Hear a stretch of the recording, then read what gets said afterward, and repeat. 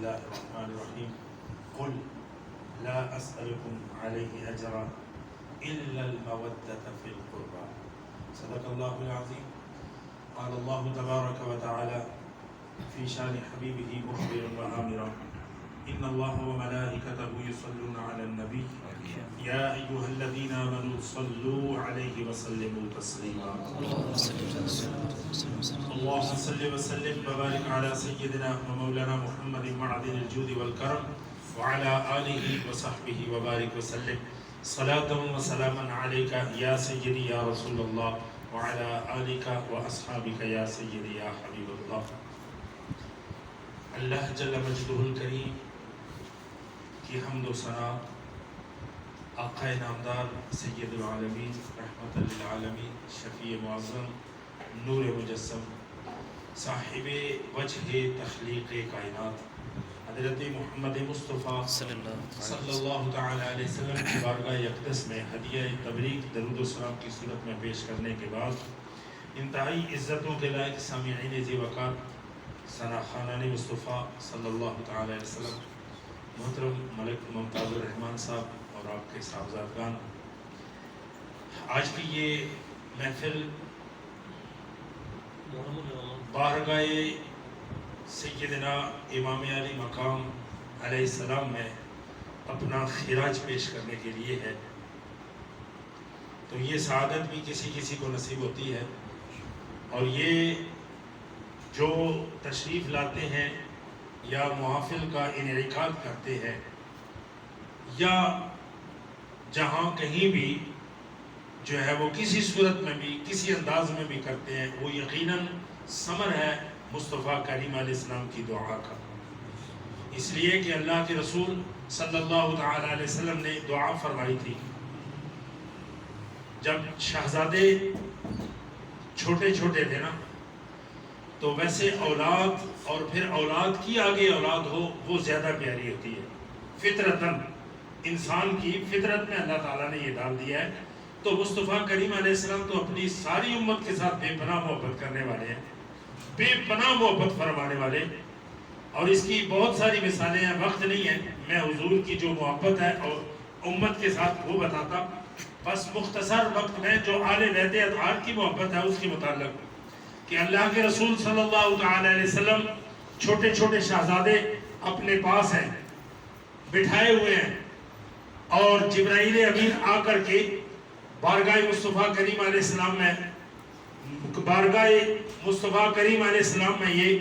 عرض کرتا ہے یا رسول اللہ صلی اللہ تعالی علیہ وسلم، آپ نے دو شہزادے اپنے گود میں بٹھائے ہوئے ہیں. ایک طرف سیدنا امام علی مقام امام حسین علیہ السلام ہے، اور دوسری طرف سیدنا ابراہیم علیہ السلام ہے جو حضور کے اپنے بیٹے تھے. حضرت ماریہ قبطیہ رضی اللہ تعالی عنہ ام المؤمنین، آپ کے بطن اطہر سے جو صاحبزادے تھے ان کا نام حضرت ابراہیم علیہ السلام تھا.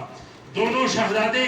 حضور نے اپنی گود میں بٹھائے ہوئے ہیں اور پیار فرما رہے ہیں. جبرائیل امین آ کر عرض کرتے ہیں یا اللہ یہ جو منظر ہے نا یہ رب بڑا پسند کر رہا ہے، اور رب تعالیٰ نے کہا ہے کہ ان میں سے ایک مجھے دے دے. رب کی ساری چیزیں اور اللہ تعالیٰ امتحان میں اپنے جتنا رب کا قریبی ہوتا ہے، جتنا رب کا مقرب ہوتا ہے نا، محبوب ہوتا ہے، اتنا ہی بڑے امتحانات اللہ تعالیٰ اس سے لیتا ہے. تو اللہ جل مجدہ الکریم فرماتے ہیں کہ ان دونوں میں سے ایک کا انتخاب کر لیں، آپ رکھ لیں، اور ایک مجھے دے دیں. ہے اس جہان میں بھی ہو تو پھر اللہ کے، اگر اس جہاں سے جائیں تو پھر بھی اللہ کے. لیکن رب نے اپنے محبوب سے امتحان لینا تھا. آقا کریم علیہ تحیۃ و تسلیم نے اپنے دونوں شہزادوں سے پیار فرمایا، حضرت ابراہیم سے بھی اور حضرت حسین علیہ السلام سے بھی. دونوں سے پیار فرمانے کے بعد آپ فرماتے ہیں جبرائیل یہ میرا ابراہیم ہو جاؤ، رب کی بارگاہ میں یہ پیش کر دو، اور یہ حسین رہے. اس لیے کہ ابراہیم کے جانے سے صرف میرا دل مغموم ہوگا نا، تو حسین کے جانے سے میری لاڈلی، میری جگر کے ٹکڑا سیدہ فاطمہ الزہرا کا دل بھی مغموم ہوگا. لہٰذا میں اپنی اس بیٹی کے دل کو مغموم نہیں کرنا چاہتا، اسے پریشان نہیں کرنا چاہتا. میں اپنا بیٹا دے دیتا ہوں رب کی بارگاہ میں. اللہ اکبر کبیرہ. تو یہ امتحان تھا حضرت ابراہیم خلیل اللہ کا چند دنوں کے بعد وصال ہو گیا، اور پھر سیدنا امام علی مقام امام حسین، پھر ایک دفعہ پھر رب کے محبوب کی گود میں دونوں شہزادے حضرت امام حسن اور حضرت امام حسین علیہ السلام دونوں تشریف فرماتے، دونوں کے ساتھ پیار کر رہے تھے۔ تو پھر آ کر کے جبرائیل نے کہا یا رسول اللہ، جسے بڑا پیار فرما رہے ہیں نا آپ، یہ ایک وقت آئے گا آپ ہی کی امت کے چند لوگ انہیں شہید کر دیں گے اور بڑی بے دردی سے انہیں قتل کریں گے۔ اللہ کے نبی صلی اللہ علیہ وسلم کو یہ خبر بھی ہو گئی تھی، اور پھر وہ جائے مقتل کی جگہ، وہ اس جگہ کی مٹی بھی وہ بھی حضور کی بارگاہ میں پیش کی، اور اس بات کی گواہ ہم ساروں کی ماں حضرت ام سلمہ ہے۔ ام سلمہ رضی اللہ تعالی عنہا آپ فرماتی ہیں کہ یہ جو مٹی مجھے رسول اللہ نے دی، میں شیشی کی یہ اس مرتبان میں نے اسے بند کیا ہوا ہے، اور حضور نے فرمایا تھا اے ام سلمہ، جب یہ مٹی اپنا رنگ تبدیل کر دے گی، سرخ ہو جائے گی، تو پھر یہ سمجھنا کہ اس دن میرے لاڈلے کو شہید کر دیا گیا، چونکہ یہ اس جائے مقتل والی مٹی ہے، اس جگہ کی یہ مٹی ہے۔ تو پھر وہ وقت بھی آیا، حضرت ام سلمہ دیکھیں نا، باقی کسی زوجہ محترمہ کو بھی، باقی کسی جو ہے نا ہم مومنوں کی ماؤں میں سے کسی ماں کو حضور دے سکتے تھے، لیکن حضور کے علم میں تھا کہ سب سے بعد وصال بھی ام سلمہ کا ہونا ہے۔ سن 61 ہجری تک حضرت ام سلمہ، باقی ساری ازواج مطہرات آپ سے پہلے پردہ فرما گئی تھی، تو یہ حضور کے علم میں بھی تھا۔ تو اللہ تعالیٰ نے اپنے محبوب کے مقام و مرتبہ وہ بھی دیا ہوا تھا، تو اللہ کے محبوب نے فرمایا کہ ام سلمہ جب یہ مٹی رنگ چینج کر جائے گی، سرخ ہو جائے گی، سمجھنا میرے لاڈلے کو وہاں شہید کر دیا گیا۔ اور پھر ہوا بھی اسی طرح۔ آپ مدینہ منورہ میں تھی، اور کوفہ کتنے دور ہے، کرب و براق کتنے دور ہے، دنوں کی مسافت نہیں مہینوں کی مسافت پر تھا۔ آج کل کے زمانہ نہیں، وہ تو پیدل زمانہ ہوا کرتا تھا، تو مہینوں کی مسافت پر اتنا دور ہے، لیکن جو ہی وہ ظہر کا وقت ہوا، جمعے کا دن تھا، ظہر کا وقت تھا، تو وہ مٹی مدینہ منورہ میں، وہ مرتبان میں پڑی ہوئی مٹی، وہ شیشی میں پڑی ہوئی مٹی، وہ خون آلود ہو گئی، وہ سرخ ہو گئی۔ آپ نے وہی بتا دیا کہ آج میرے اس لاڈلے کو، میرے محبوب صلی اللہ علیہ وسلم کے پیارے کو وہاں شہید کر دیا گیا۔ تو یہ سارا معاملہ تو ہونا ہی تھا، یہ حضور کے علم میں بھی تھا، حضور کے پیاری صاحبزادی سیدہ فاطمہ الزہرا سلام اللہ علیہا کے علم میں بھی تھا، مولا مرتضیٰ کے علم میں بھی تھا، اور ساروں کے علم میں تھا۔ خود حضرت امام حسین علیہ السلام آپ کی فرماتے مجھے بھی یہ بتایا گیا تھا کہ تجھے فلاں مقام پر اس طرح شہید کیا جائے گا۔ تو یہ سارا کچھ علم میں ہونے کے باوجود کبھی بھی رب کی بارگاہ میں نہ نبی علیہ السلام نے، نہ نبی کی اولاد نے، نہ کسی اور نے یہ دعا مانگی کہ اللہ وہ وقت جو آنے والا ہے اللہ اس کو ٹال دے، جو ہے نا وہ قتل ہونے سے بچا دے، انہیں بچا، لیکن کبھی بھی یہ دعا نہ مانگی، بلکہ ہر وقت اللہ کے رسول نے یہی دعا مانگی تھی، اللہ میرے اس لاڈلے کو یہ ثابت قدم رکھنا، اس لیے کہ ذاتی غرض و غایت سے رسول اللہ کو پتا تھا۔ آج کے دور میں کچھ کم وقت ایسے ہیں نا جو کہتے ہیں کہ یہ دو شہزادوں کی جنگ تھی، معاذ اللہ، نہیں، بلکہ دین اسلام کی جنگ تھی۔ اللہ کے رسول صلی اللہ تعالی علیہ وسلم کے دین کے اندر اس بدبخت یزید پلیم نے جو ہے وہ دین کی حدوں کو توڑ دیا تھا، دین کی حدوں کو پامال کر دیا تھا، لہب کے اندر مبتلا رہتا تھا، وہ شراب خوری کرتا تھا، اور وہ زنا کرنا، یہاں تک کہ اسی کے بدبخت کے دور میں یہ قانون بھی بن گیا کہ پھوپھی کے ساتھ نکاح کرنا بھی جائز ہے، اپنی پھوپھی کے ساتھ نکاح، اور یہ نص قطعی کے اندر ہے، حرمت علیکم امہاتکم وبناتکم واخواتکم وعماتکم وخالاتکم وبنات الاخ وبنات الاخت وامہاتکم نساؤکم اللاتی ارضعن، یہ اس کے اندر سارے رشتے گنے گئے، اور پھوپھی کا رشتہ بھی وہاں موجود ہے، لیکن اس نے کہا جائز ہے۔ تو یہ دین کی حدیں اس نے توڑی، اور پھر جا کر کے میدان میں حضرت امام علی مقام امام حسین علیہ السلام نے، اور پھر وہاں جا کر کے بھی حضرت امام علی مقام امام حسین نے یہ کہا میں جنگ کے لیے نہیں آیا، یا یہ نہ سمجھنا کہ میں تمہارے ساتھ جنگ کرنے، میں تو اہتمام حجت کے لیے یہاں آیا ہوں کہ کل قیامت کے دن اگر کوئی کوئی نہ کہہ دے کہ دین اسلام کے اندر یہ دین کی حدیں توڑی جا رہی تھی تو کوئی نہیں آیا تھا. میں ان دین کی حدوں کی دفاع کرنے کے لیے یہاں آیا ہوں. میں دین کی حفاظت کے لیے, دین کا دفاع کرنے کے لیے یہاں آیا ہوں. تو مجھے اپنی جان کوئی عزیز نہیں ہے, میں سب کچھ رب کی بارگاہ میں قربان کر دوں گا. تو حضرت ذی وقار ان لاڈلوں اور شہزادوں کے لیے اللہ کے محبوب نے دعا مانگی تھی, میرے کریم اللہ میں ان کے ساتھ پیار کرتا ہوں, تو بھی ان کے ساتھ پیار فرما. اور یہ دعا مانگی کہ یا اللہ میری امت میں سے جو شخص ان کے ساتھ محبت کرے, اے کریم اللہ تو ان کے ساتھ بھی محبت فرما.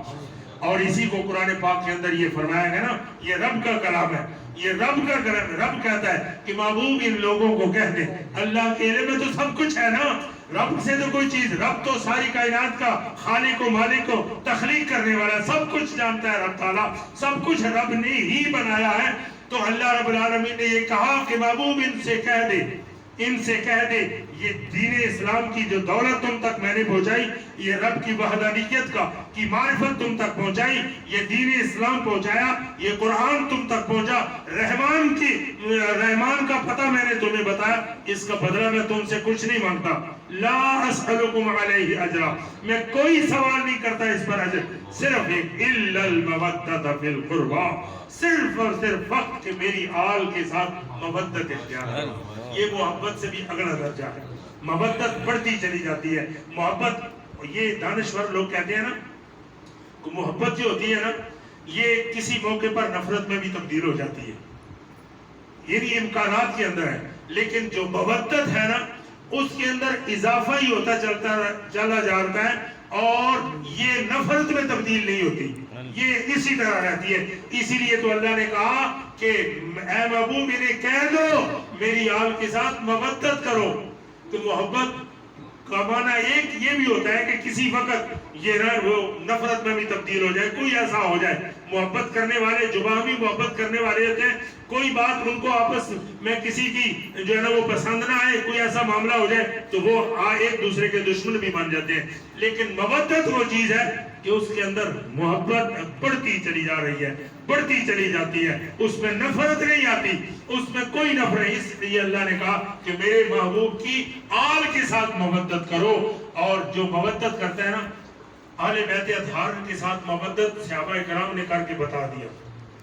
میں چند ایک مثالیں آپ کو دوں گا. سیدنا صدیق اکبر رضی اللہ تعالیٰ عنہ, جو نبیوں اور رسولوں کے بعد اگر کوئی مقام و مرتبہ کسی کا ہے تو وہ سیدنا صدیق اکبر رضی اللہ عنہ, حضور کے جان نثار, حضور کے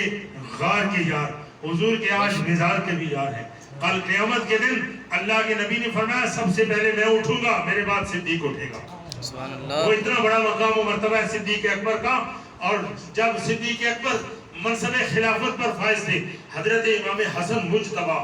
رضی اللہ تعالیٰ عنہ حضور کے جو بڑے نواسے ہیں, وہ جب تشریف لائے نا مسجد میں,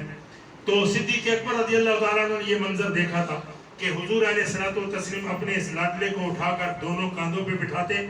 ایک ٹانگ حضور نے, یہ صدیق اکبر رضی اللہ تعالیٰ نے دیکھا تھا کہ ایک دفعہ حضور نے جب اپنے کاندھوں پر بٹھایا تو ایک ٹانگ مبارک دائیں طرف اور دوسری بائیں طرف, تو چھوٹی چھوٹی چاندیں تھی نا, تو حضور کے سینے کے ساتھ حضرت امام حسن کے پاؤں مبارک لگتے, حضور کی داڑھی مبارک کے ساتھ بھی وہ پاؤں مبارک, پوتے نواسے ہوتے ہی بڑے پیارے ہیں نا, تو وہ تو تھے ہی پیارے, اللہ کے بھی پیارے تھے. ان کے پاؤں مبارک حضرت حضور علیہ السلام کی داڑھی مبارک پر اور سینے مبارک پر لگتے تھے نا. تو ایک دفعہ جب حضور حضرت صدیق اکبر کا زمانہ آیا نا, تو حضرت امام حسن مجتبی اس وقت بڑی عمر کے ہو گئے تھے. جب آپ تشریف لائے آگے بڑھ کر کے آپ نے اٹھا لیا حضرت امام حسن مجتبی کو, اٹھا کر کے اسی طرح اپنے کاندھوں پہ بٹھایا. چونکہ آپ کی ٹانگیں اور پاؤں مبارک لمبے ہو گئے تھے, پیٹ تک آ رہے تھے یا اس سے بھی نیچے, تو آپ ایسا کرتے پکڑ کر اپنے منہ پہ ملتے, اپنی داڑھی پر اور اپنے سینے پر. صدیق اکبر اسی طرح پکڑ گئے اپنی داڑھی اور اپنے سینے پر جو ہے نا وہ رگڑتے. صحابہ نے پوچھا امیر المؤمنین یہ کیا؟ کہا میں نے رسول اللہ کو اسی طرح دیکھا تھا. آقا کریم علیہ السلام کے کاندھوں پر یہ سوار تھے نا, تو اسی طرح پاؤں لگ رہے تھے، داڑھی مبارک اور سینے پر، تو میں اپنے نبی کی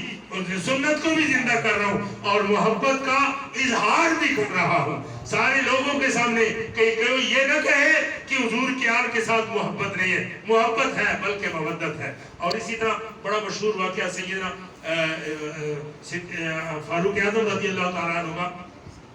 اسے بہت ساری کتابوں کے اندر لکھا ہوا ہے، لیکن تاریخ الخلفاء نے بھی اسے، مودودی صاحب نے بھی اسے تاریخ الخلفاء کے اندر لکھا ہے۔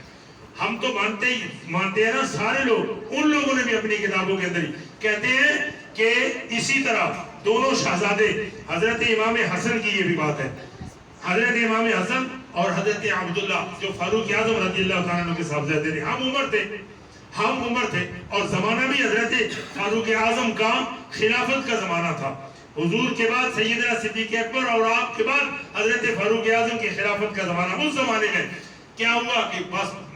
باتوں میں کسی ایسی بات پر بحث و تکرار ہو گئی، یا کوئی باتوں میں ہوتا ہے نا، ہم عمر ہوتی ہے، تو حضرت امام حسن مجتبی نے کہا خاموشی سے بیٹھو عبداللہ، عمر کے بیٹے،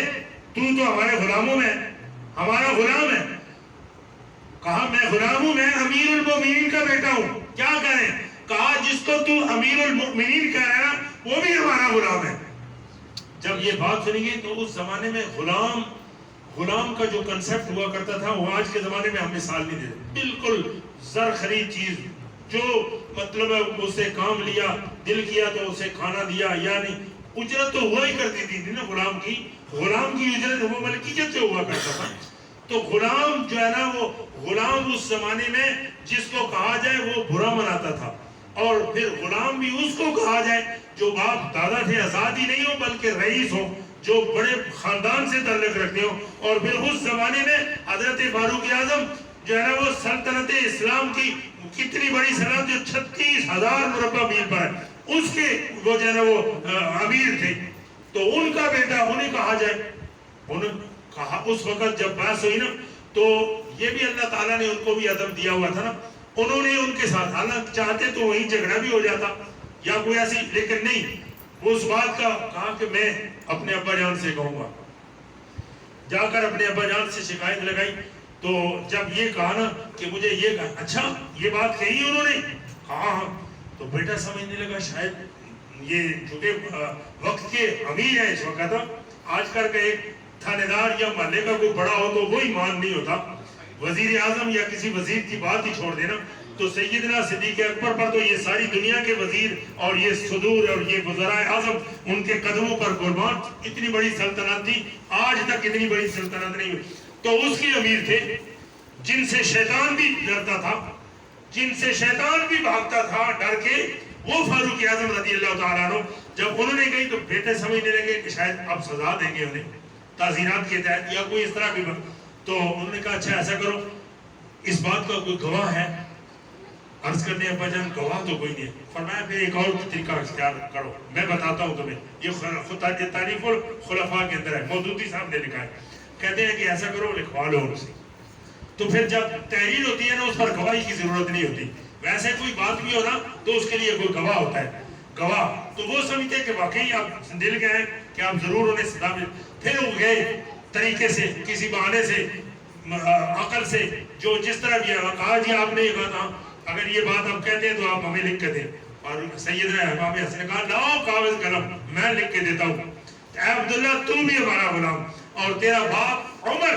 جو خطاب کا بیٹا ہے وہ بھی ہمارا غلام ہے، کاغذ پر لکھ کر دے دیا۔ جب دیا گیا نا تو بیٹا تو سمجھتا تھا کہ اب یہ تحریر آ گئی ہے، اب جو ہے نا وہ ان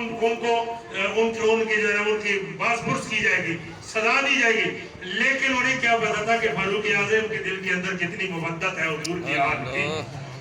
دیکھا اس کاغذ کو، چوما، سینے سے لگایا، سر پہ رکھا، کہا بیٹا آج بحمد اللہ تعالی میرے پاس سند موجود ہے، اور میں تجھے یہ نصیحت کرتا ہوں جب میں دنیا سے جاؤں میرے کفن کے اندر یہ رکھنا، میرے سینے پر رکھنا کہ میں اللہ کے رسول میں کی بارگاہ میں جا کر کہوں یا رسول اللہ یہ غلام آپ کا حاضر ہے، آپ کی آل کا غلام حاضر ہو گیا ہے، میں حضور سے یاد کروں آج یہ سند موجود ہو گئی ہے، میرے پاس سند ہے۔ تو یہ ہے آل کے ساتھ مودت کرنے والے، اسی طرح بہت ساری مثالیں ہیں، اور جنہوں نے مودت یا محبت نہیں کی آج دنیا ساری انہیں لعنت بھی بھیج رہی ہے نا۔ آج دیکھ لیں یزید پر جہاں حضرت امام حسین امام علیہ السلام اور حضور کی آل کی تذکرے کیے جاتے ہیں، آپ کی شان اور آپ کے کمالات اور آپ کے جو کارنامے بیان کیے جاتے ہیں، وہاں ساتھ یزید مرعون پر لعنت بھی بھیجی جاتی ہے، اور قیامت تک یہ لعنت بھیجی جائیں گی، قیامت تک یہ لعنتیں بھیجی جائیں گی۔ اس پر تھا ہی وہ لعنتی کہ جس نے حضور کے لاڈلوں کے ساتھ اس طرح کیا، ابن زیاد پر لعنتیں ہوگی، اور ان لوگوں پر جنہوں نے جو ہے نا وہ آل بیت اطہار کے ساتھ ظلم و ستم کیا، ان پر لعنتیں برستی رہی، اور اس طبقے سے بھی جو نکل کر کے حضور کی آل کے ساتھ آیا نا، اسے آج حر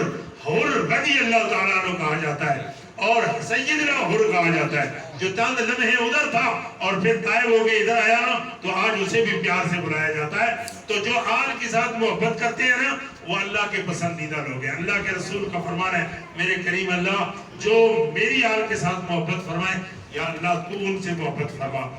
تو ان سے محبت کر، میں اپنی آل سے محبت کرتا ہوں، تو بھی محبت کر، اور جو ان کے ساتھ محبت کرے میرے کریم اللہ تو ان سے بھی محبت فرما۔ تو ممتاز الرحمان صاحب، حفیظ الرحمان صاحب، برادران، یہ آپ نے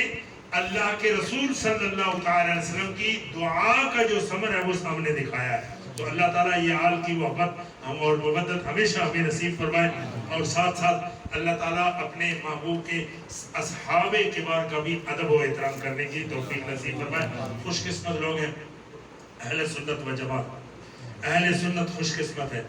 کئی لوگ تو ایسے نا جو محبت کا نام لے کر کے نا تو وہ اتنا آگے بڑھ جاتے ہیں کہ صحابہ کرام کی تعظیم کو چھوڑ دیتے ہیں، اور کئی ایسے ہیں کہ جو صحابہ کرام کی نام پر صحابہ کرام کے جو ہے نا وہ غلامی کا دعویٰ جو ہے نا وہ زبانوں پر لا کر کے اہل بیت اطہار کے ساتھ وہ بغض رکھتے ہیں۔ یہ آپ خوش قسمت ہے اہل سنت کہ آپ کے دل میں اہل بیت اطہار کی مودت بھی ہے اور صحابہ کرام کا ادب بھی ہے۔ اہل سنت کا ہے بیڑا پار، اصحاب حضور نجم ہے اور نو عطرت رسول اللہ کی۔ یہ اہل سنت کا یہ شان ہے، یہ اہل سنت کا یہ جو ہے نا یہ ان کا یہ اللہ تعالیٰ کی طرف سے یہ ان پر ہی کرم ہے کہ اہل بیت اطہار یہ جو شعر ہے نا اس کو ذرا اس پر غور، اہل سنت کا ہے بیڑا پار، یہ جو اہل سنت ہے ان کا ہی بیڑا پار ہے، اس لیے کہ یہ رسول اللہ کی آل کے ساتھ بھی محبت کرتے ہیں، اور صحابہ کرام یہ نجم ہے اور نو عطرت، نجم اور نو کا جو ہے نا یہ بیان کر کے، نو کہتے ہیں کشتی کو، جب کشتی سمندر پر جاتی ہے نا تو پھر اس وقت رات کو ستاروں کی جو ہے نا ان کی وجہ سے راستہ تلاش کیا جاتا ہے کہ کدھر ہم نے جانا ہے، ستاروں کو دیکھ کر کے ان کی جو ہے نا وہ نجم اور نو، اگر کشتی سے کوئی اترے تو ڈوب جائے، تو اگر ستاروں کی مدد نہ لے ان کا راستہ ان کی طرف سے راستہ نہ اختیار کرے تو وہ بھی کہیں اور جو ہے نا وہ بھٹک جائے۔ تو یہ اہل سنت ہے، اہل بیت اطہار کی کشتی میں سوار ہیں، اور صحابہ کرام رضوان اللہ تعالیٰ علیہ کے تھے یہ راستہ تلاش کر رہے ہیں۔ تو اللہ تعالیٰ آپ انہی لوگوں میں سے ہیں، اللہ تعالیٰ آپ کی محبت قبول فرماتے ہوئے اللہ تعالیٰ آپ کے سارے خاندان پر رحمت نازل فرمائے، آپ کے والدین پر اور خصوصاً آپ کی زوجہ محترمہ، اللہ تعالیٰ ان کی قبر پر بھی کروڑ رحمت نازل فرمائے۔ وآخر دعوانا الحمدللہ۔